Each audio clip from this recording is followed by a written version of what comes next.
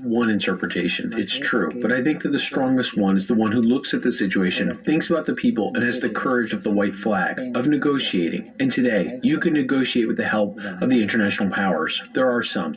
Quella parola negoziare. The word negotiate is a courageous word. When you see that you are defeated, when things are not going well, you have to have the courage to negotiate. One may feel shame, but how many dead will the war end up with? And it will end even worse. One should negotiate in time. Find a country that can be a mediator. Several Ukrainian and European officials criticized the Pope's call for negotiations. In New York, former Honduran President Juan Orlando Hernandez was found guilty of cocaine trafficking after a 2-week trial. Federal prosecutors had accused Hernandez of ruling the Central American country as a narco state, accepting millions of dollars in bribes from drug traffickers in exchange for protection. Celebrations erupted following Friday's verdict. This is a Honduran activist speaking outside Manhattan's federal courthouse.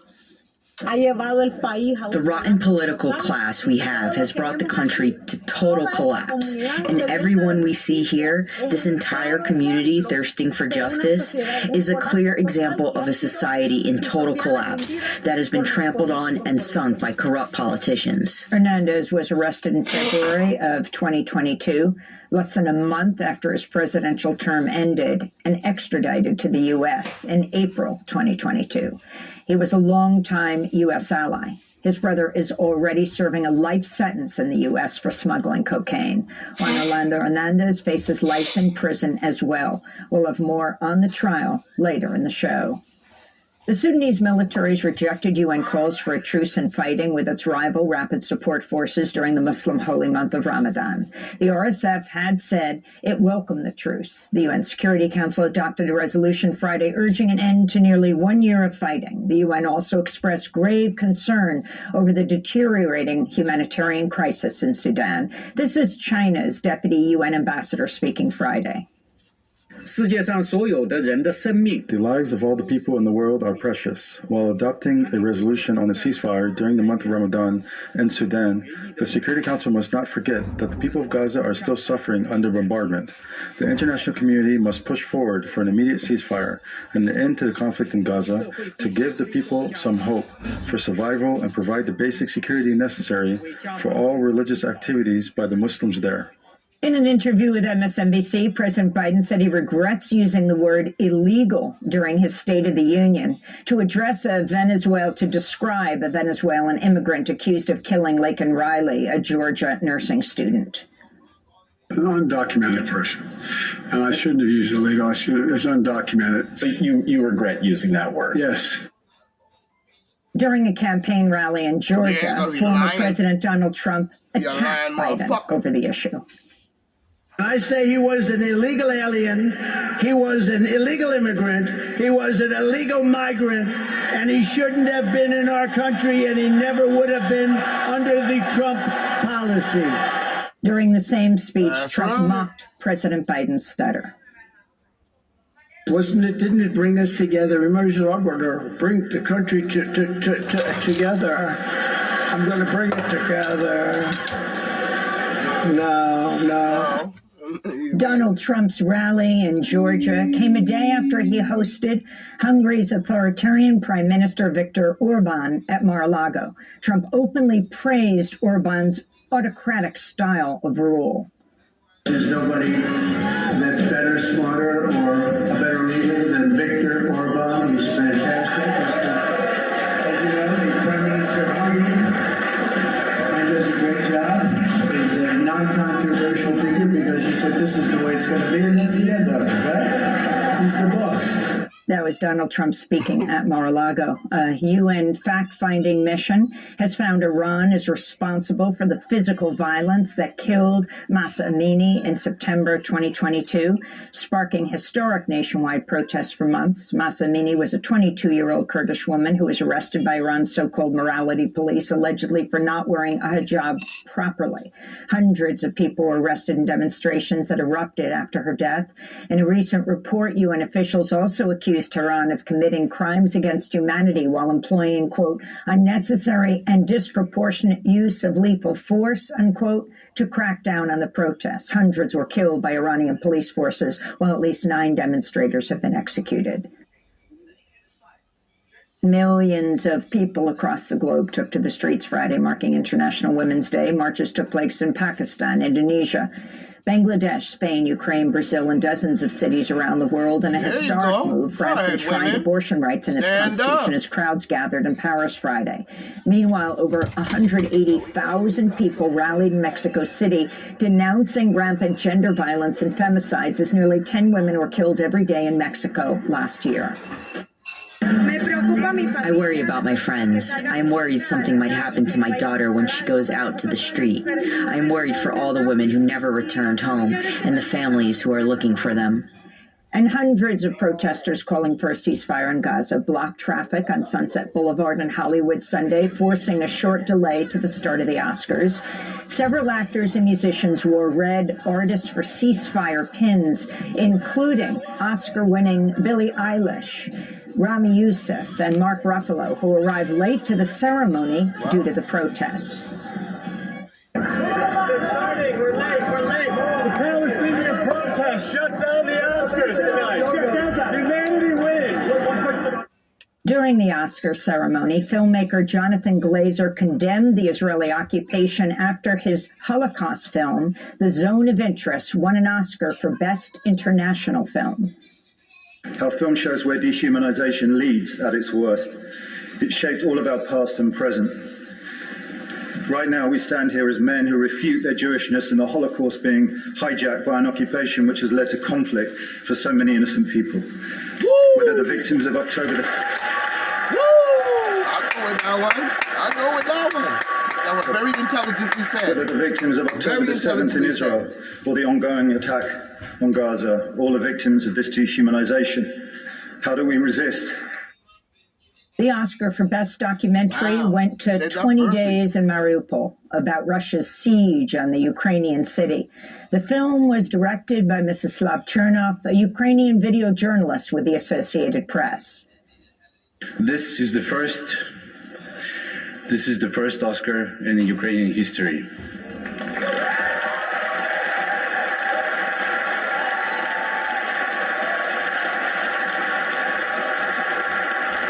And I'm honored.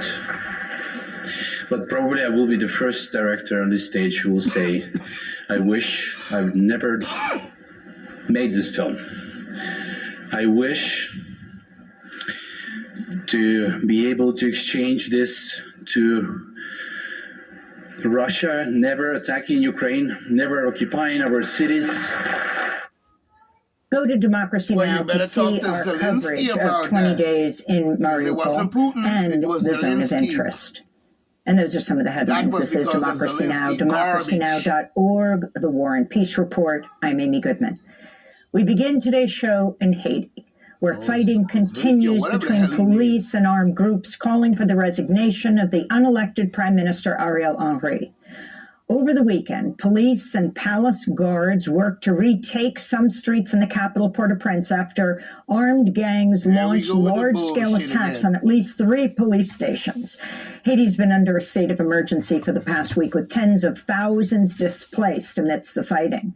UN officials are warning Haiti's health system is nearing collapse due to shortages of staff, equipment, and other resources to treat a growing number of wounded patients. Meanwhile, the U.S. military said Sunday it conducted an overnight mission to airlift non-essential U.S. staff out of Haiti and to boost security at the U.S. Embassy in Port-au-Prince. Caribbean leaders issued a call late Friday for an emergency meeting today in Jamaica. They've invited the United States, France, Canada, the UN, and Brazil to the meeting.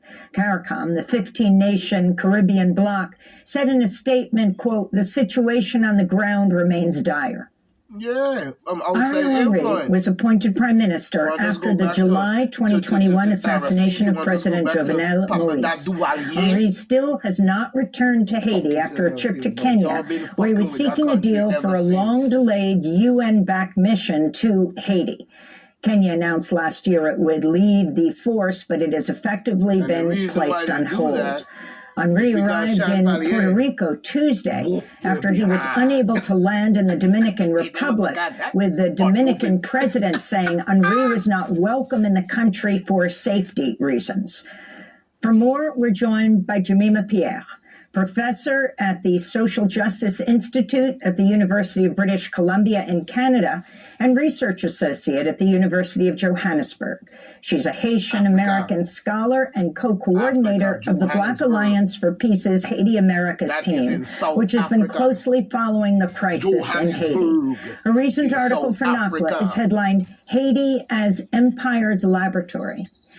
That's Professor right. Pierre, welcome to Democracy Now! Can you start off by describing what you understand is the latest on the ground, who the armed groups are, and the different sectors of Haitian society that are joining together with those armed gangs and calling for the resignation of the unelected Prime Minister Henri? Yeah, they need to get rid of him. Good morning. Thank you so much for having me, Amy. One of the things that we need to just start off with is just these are paramilitary forces. I think gangs is an insufficient name for them because a lot of them are former military and former police officers, and they're heavily armed. What's happening is a bunch of different groups coming together to say, and they call themselves now Vivre Ensemble, which is live together, a bunch of different various armed young groups, young men in groups, to say that they want to get rid of Ariel Henry. Now, we hear that there are negotiations happening around the clock, and apparently there's supposed to be negotiations going on today, I think in Jamaica or by the CARICOM countries that include the U.S., France, and Canada. The problem, though, is the fact that there are all these negotiations going on outside of Haiti by many foreigners with main participation from the Haitian masses. And I think, we have to go back to understand that the root of this crisis is not last week, it's not this week, it's not even Ariel Henry. But we have to go back to 2004 with the coup d'etat. That's right. So take us on that journey back. If you'll give us the historical context in your piece, it's headlined Haiti as Empire's Laboratory. In it you write, Haiti has been and continues to be the main laboratory for U.S. imperial machinations in the region and throughout the world. That's right. Explain. Yes, definitely. We say the crisis in Haiti is a crisis of imperialism. In 2004, as has been revealed and admitted to, the U.S., France, and Canada got together and backed a coup d'etat against the country's first democratically elected president, Jean-Bertrand Aristide. The U.S. Marines flew into his home, put him on a plane with his security officials, his wife, and aide, and flew them to the Central African Republic. And people can actually go to the Democracy Now! Archives, which covered this live. And I remember listening to this happening live. That's right. And the point of this was that this coup d'etat, which was led by two permanent members of the UN Security Council, was then sanctioned by the UN when these same two members of the UN Security Council, and that's US and France, basically pushed the UN Security Council into sending a multinational military force to Haiti. That's right. I remember that. I saw that. Deployment.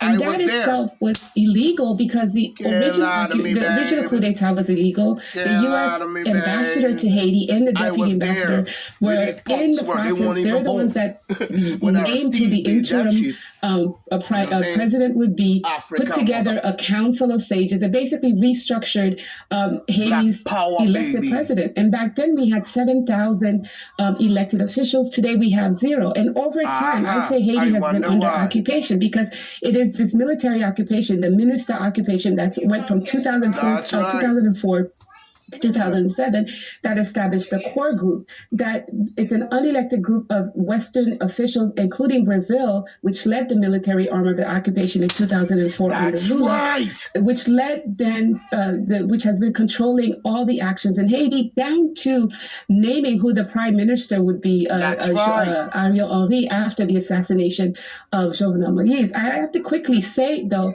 one of the key things that happened is in 2010, after the earthquake in Haiti that killed hundreds of thousands, where the U.S. pushed the sitting president, René Préval, to have elections.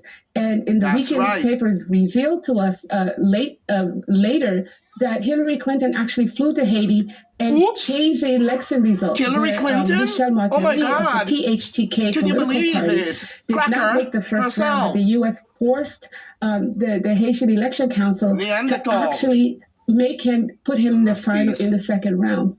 And so establishing the PHTK, Michel Martelly, a neo-Duvalier, as Haiti's president, with under 20% of people voting, with the largest political party in Haiti, La Balance, not being able to participate, we set the stage for what we see today. So by the time we get to Ariel Henry being imposed on the Haitian people by the core group, we have no elected officials because Michel Martelly, basically under him, we lost a lot of, we didn't have many elections, and then he put in his protege, Jovenel Moïse, who was also unpopular and didn't run any elections. So we actually haven't had any elections in Haiti since 2016, when Jovenel Moïse was selected for us by the core group. And so to understand what's going on in Haiti, we have to understand how the original moment of the 2004 coup d'etat led us to the complete destruction of the Haitian state. And if we don't do that, we don't understand these current flare-ups where people are saying they want their democracy back and saying that whatever negotiations that are happening outside of Haiti has nothing to do with them because it has not included them. Right, that's right. You know, when we went to the Central African Republic in a small plane with U.S. Congress member Maxine Waters and the late founder of TransAfrica, Randall Robinson, and a Jamaican MP, we flew to the Central African Republic. They went to retrieve the Aristides who've been put there by the United States.